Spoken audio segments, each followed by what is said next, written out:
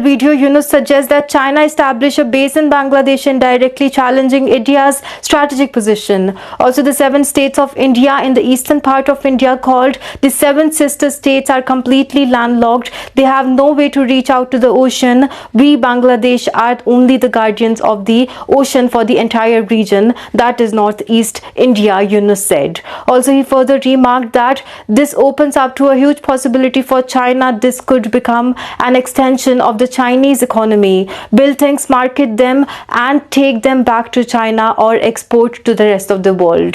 Sanjeev Sanyal, a member of the Prime Minister Narendra Modi's Economic Advisory Council, took to the social media platform X to express concern over Yunus' comments. Also interesting is that Yunus is making a public appeal to the Chinese on the basis of that the 7 states in the India are landlocked. Also, China is welcome to invest in Bangladesh, but what exactly is the significance of the 7 Indian states being landlocked, he questioned.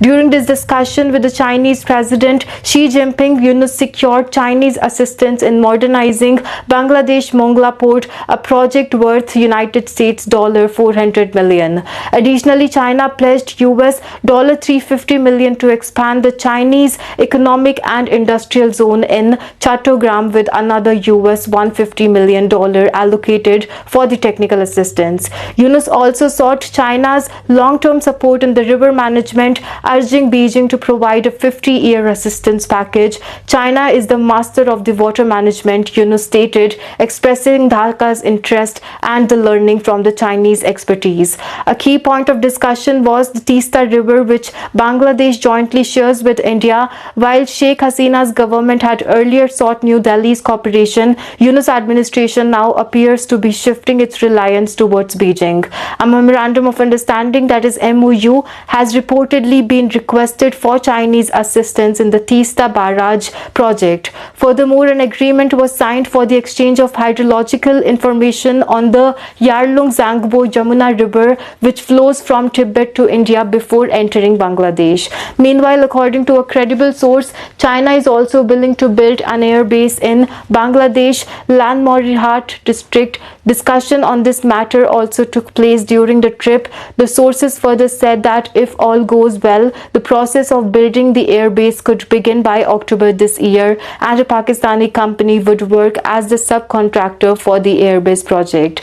In another development, Pakistani Foreign Minister Ishaq Dar will visit Bangladesh from April 24, while Foreign Secretary Amna Baloch is scheduled to visit the country from April 17. The visit are part of efforts to boost bilateral ties between Islamabad and Dhaka following the ouster of the Awami League government last year. Diplomatic tensions between Bangladesh and Pakistan worsened during the Sheikh Hasina's 15-year rule.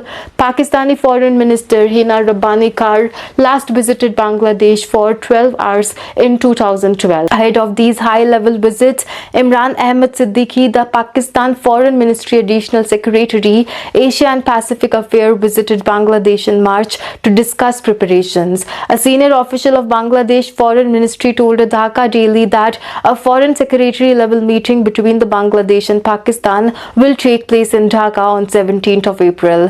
Bangladesh Foreign Secretary Jashid Uddin and Pakistan's Foreign Secretary Amma Baloch will lead their respective delegations. Following this, the Foreign Affairs Chairperson said that Hassan will hold a bilateral meeting with Pakistani Foreign Minister Ishaq Dar.